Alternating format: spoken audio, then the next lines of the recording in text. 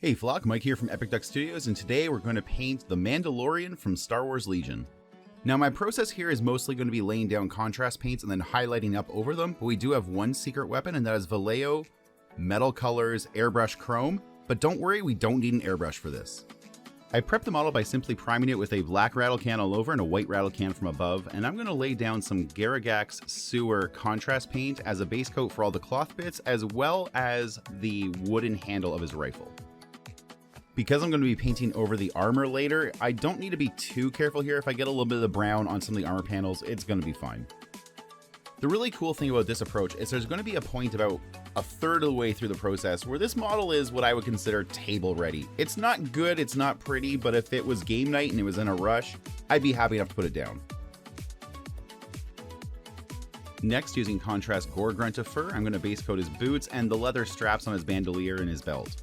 Because this is really the second color going on now, I'm being a little more careful where the two colors meet because I don't want to just sloppily put this on top of the other brown and end up with just some mixing muddy colors. Using contrast paints on small details like this, you want to work fast enough that you don't end up with a coffee staining effect, but slow enough that you're still being relatively precise.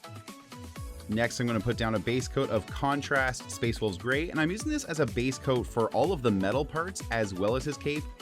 But I'll be honest, I don't think I needed this as a base coat on the metal parts. I thought I might want the value of it as sort of like an undercoat, but the chrome paint is actually very opaque and it really doesn't show through at all. So if you're trying to paint this model in a hurry, the Space Wolves Gray is probably a good substitute for the metallic, but I don't think it was needed at this point. So here you can see there's some really large drips of the paint kind of collecting at the bottom of the cape, and I'm just using my brush to siphon those up and pull them away. If you do this quickly enough, it usually won't produce a sort of coffee stain effect. Next, I'm going to use some contrast Black Legion, and this is simply going on his gloves at this point. Now, I am going to use the Black Legion again later to basically paint the soles of the boots, just completely forgot to do it at this point, so heads up, that's coming. Now at this point, I would call Mandalorian game night ready. It's not pretty and it's not perfect, but it is painted. Now here's where the magic starts to happen. I'm using Vallejo Acrylic, Metal Color, Airbrush Colors, Chrome. That is a mouthful. I know it's called Airbrush Chrome, it brushes on really nicely and still gives you the chrome effect. Don't worry about it. Ignore the fact the word airbrush is on the bottle and just use it. Even over the Space Wolves Gray base coat, this goes on in basically one coat. There's a couple little spots where I go back in and add a second coat of this just to kind of shore up little blemishes, but the coverage is really good for a single coat of metallic. I can't tell you how much I love this paint. One of the questions I get a lot on my Twitch stream is, what are your favorite paint brands? And paints like this are the reason why I don't like to kind of give one general answer, because almost every paint company brings something good to the table. You know, one brand might be really good at blending, while another does really nice opaque layers. One thins down well for glazing. One gives you absolutely fantastic metals like this. Some make a really good white and make a bad black, vice versa. So my general advice as far as just paint brands go is try what you can get locally and then grow from there. About half the paint I use in any given day is Citadel paint, and it's not because it's the best paint, it's because it's what I can buy that supports a local business. I have a store that I absolutely love, but they don't have a big paint range. They carry Citadel, they carry a little bit of Army Painter, but mostly just in big prepackaged boxes, which doesn't help when I need one specific color. So I buy Citadel. But what I don't do is buy Citadel white paints, because they make really chunky, chalky, just hard to work with whites. Now, aside from the Mandalorian's armor, I'm also using the chrome just on the fork here on the end of the rifle. And now we're on to the helmet, and for whatever reason, the camera decided to focus entirely on my right thumb. I don't know why. Thanks, camera. So you can see the underpainting with the Space Wolves Gray didn't show through the chrome whatsoever. It didn't add any value to this paint job in any way, except kind of making the miniature look good in a hurry. Yay.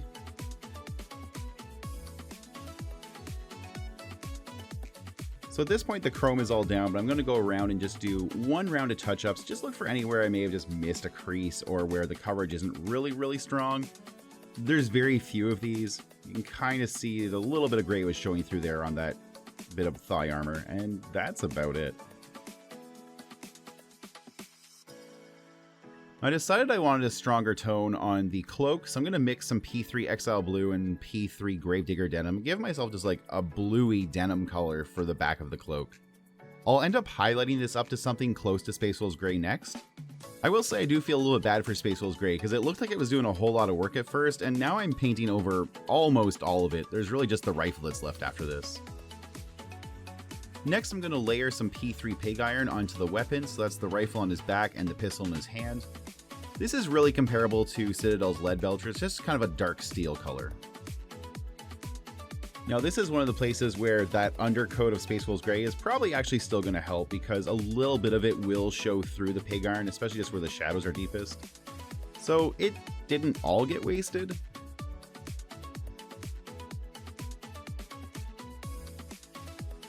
Now comes the really fun part. I'm going to start to add some shadow to the chrome with a mix of Nuln Oil and Drakenhof Nightshade.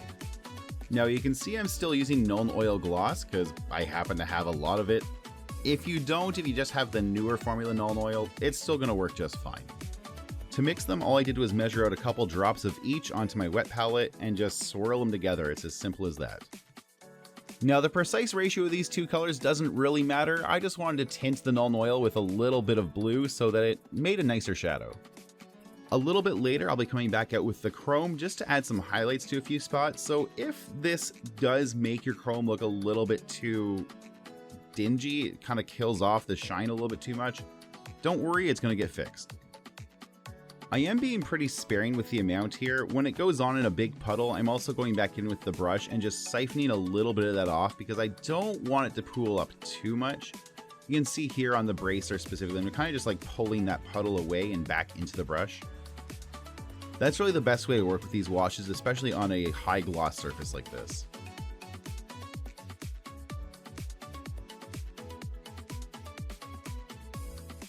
Now I'm letting the wash really fill in the letter T pattern in the middle of the visor because I don't want to have to try and paint that with a dark paint because chances are I'm going to screw up the chrome. So I'm going to do maybe 2 or 3 passes with a dark wash and just let them pool up and build up the, the opacity there. So now I'm getting that Vallejo chrome back out and I'm doing 2 things with it. First is just a bunch of edge highlights on the chrome. You can see especially on the armor trim here, I'm kind of pulling the value back up. But then also where there's a big open surface, the shoulder pads and the helmet especially, as well as across the top of the chest, I'm going to put just a little bit of the chrome in there and let it brighten that surface back up. I really love this approach of chrome wash chrome. It builds up such a wonderful high shine surface. It is crazy how good this Vallejo metal color works.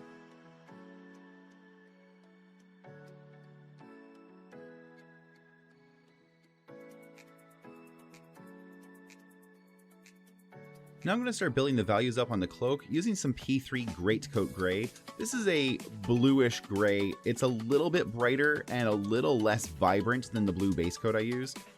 You could probably just achieve this by mixing a little bit of Administratum Grey into whatever blue you already used for the base coat on the cloak.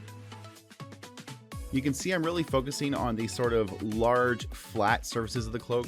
As they ripple, they kind of have a flat side and like a curvy side.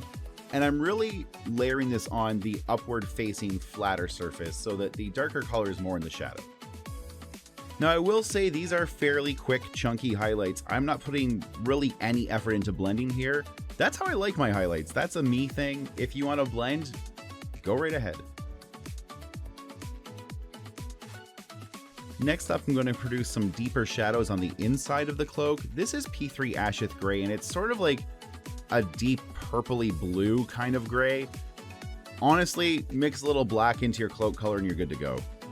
Now on the inside of the cloak here, I'm kind of doing the opposite of the highlights on the top, where I'm focusing it definitely up where the cloak meets the back, and then in the deepest part of each of the folds. So I'm letting a little bit of that dark blue still show. Now for the final highlight on the cloak, I'm going to mix a little bit of P3 Underbelly Blue into my Greatcoat Grey. Underbelly Blue is one of my absolute favorite colors. It's really close to Citadel Fenrisian Grey. It's a little different, but academically they're really similar.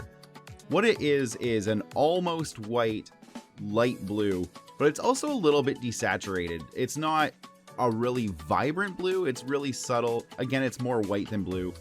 It's really nice for just adding cool highlights into something.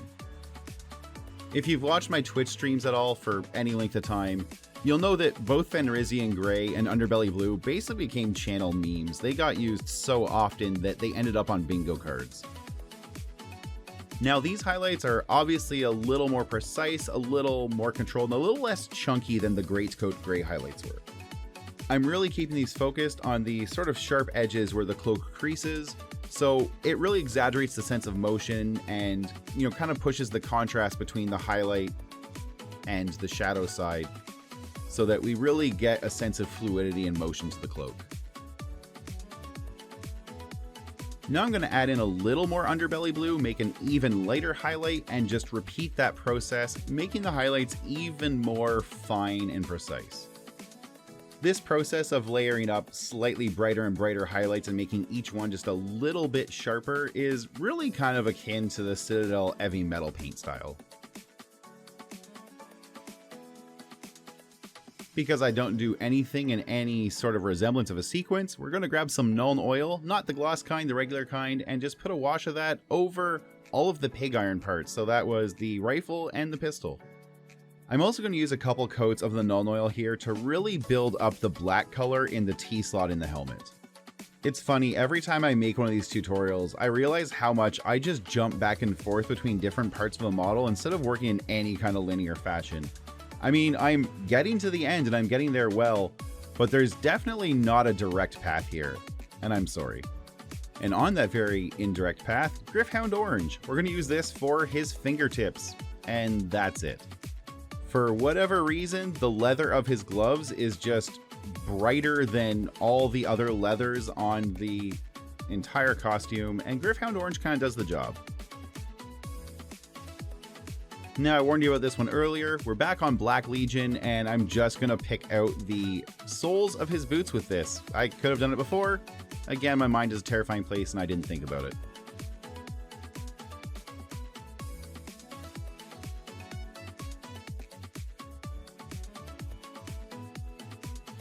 Now, I'm going to use a paint P3 Rucksack Tan and highlight both the wood on the handle of the rifle as well as a bunch of the leather. And you can see I'm also creating a little bit of a wood grain with this as I go by just doing these long streaky brushstrokes along the flat sides of the rifle. In the Citadel paint range, you'd probably want to use either Hobgrot Hide or Xandri Dust. The exact color doesn't matter too much, it's just something brighter and still warm, but not as desaturated as, say, an Ivory. You still want to have a little bit of that, warm kind of brown tone to it. Now with his belt and his bandolier, I'm just doing quick little highlights on each of the little details to really just kind of draw out the geometry a little bit and make the shadows feel deeper. With the boots, I'm really adding an edge highlight to details like the cuff, the toe, the little plate above the toe, and any sort of straps wrapped around the boots as well. Now for highlights on the Mandalorian's clothing, I'm going to use one of the worst named colors possible, P3 Battledress Green. I say that because it's not green at all. It is very, very clearly a brown. It maybe has a little bit of a green tint to it, but it is absolutely a brown shade. If you're using Citadel colors, Deathworld Forest comes really close.